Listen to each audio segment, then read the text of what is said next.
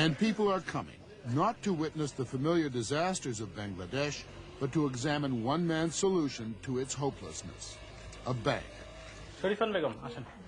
A bank that believes that credit is a fundamental human right, and thus lends money only to the poorest of the poor. Not aid, but credit. A few dollars to buy a tool for husking rice, or a calf, or a sewing machine. Assets that can, as hard as it may be to imagine it, change people's lives. So far, the barefoot borrowers have taken more than $100 million in loans, and virtually every cent of it has been paid back. Muhammad Yunus is the director of the Grameen, or Rural Bank. Average loan is $67 right now, yeah. It's very small, but this is the kind of money people need to do things for themselves. Even then, that money is not available to them. And that, I think, is the basic cause of poverty, because people do not have access to resources. Yunus first approached ordinary commercial banks, but they laughed at the idea of lending poor people money. So with a few small grants and loans from international donors, Yunus started the bank. In the upside-down world of Grameen banking, poverty is the only thing that qualifies a borrower, and the bank comes to the customer, not the other way round. This woman is one of 8,000 roving bankers.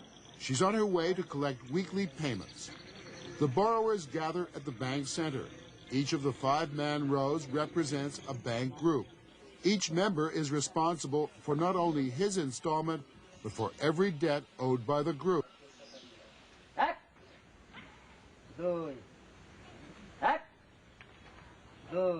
The meeting ends with a compulsory exercise session. Then the official Grameen Bank salute, and off the banker goes for another collection. In order to establish the bank, Dr. Yunus says he had to unlearn all the theories of economic development he learned in the United States and was passing on to his students at Chittagong University. I came here in 1972 with all the arrogance of a new PhD from a new American university. I thought I knew all the answers. And while I was doing that, I see things are not happening the way my textbook says. Economic situation in the country is going down and down and down. So I got very frustrated, and I started walking in the villages to find out what is their economics, what do they say. So that village became university for me to learn economics from them. One of the first people he met was Sophia Khartoum, maker of stools. Ultimately, she became the first Grameen borrower, but first she taught him some economics. Because she had no capital, she was forced to borrow from a local trader to buy raw materials. She then sold them back to him at a price he set.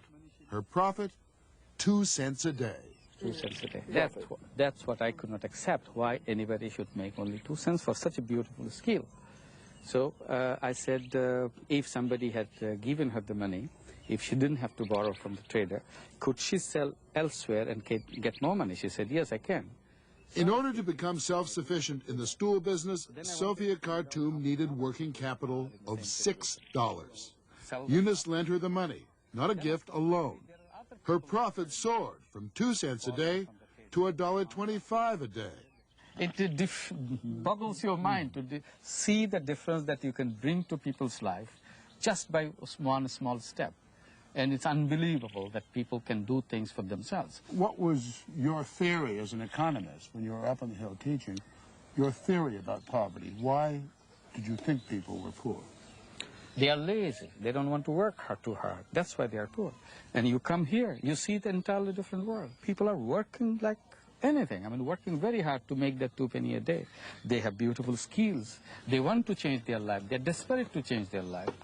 Sophia Khartoum's income is 3 times the national average of $140 a year. She's been able to build a solid new house with a tin roof, a giant step up in the nightmarish poverty of Bangladesh. What's more, she says she's now able to feed her family. Does she consider herself now a rich woman? See, she wouldn't say that. It's not rich. She said, I'm not that rich. I was too poor at that time now I can live with myself. I can take care of myself. That's the difference.